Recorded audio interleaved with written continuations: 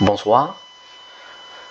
Donc aujourd'hui, on verra l'utilité d'utiliser le deep learning par rapport au machine learning. Donc en voyant la figure, les performances en fonction du montant des données, donc on remarque que pour les algorithmes du machine learning, les performances convergent à partir d'un certain seuil.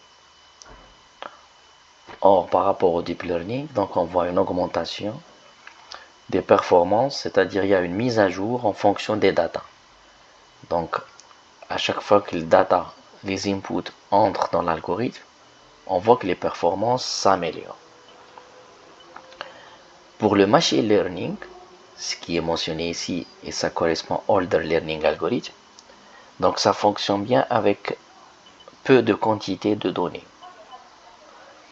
et nécessite souvent un pré-traitement manuel, donc ce qu'on appelle le feature engineering. Exemple SVM, régression logistique, arbre de décision, cas plus proche voisin, etc. Contrairement au deep learning, qui lui requiert beaucoup de données, donc souvent centaines de milliers, voire des millions, donc l'algorithme est capable de trouver automatiquement les features.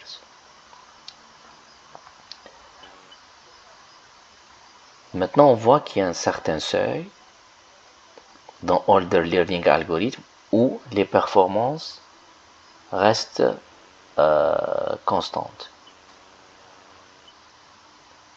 Et je vais expliquer ça dans une autre présentation.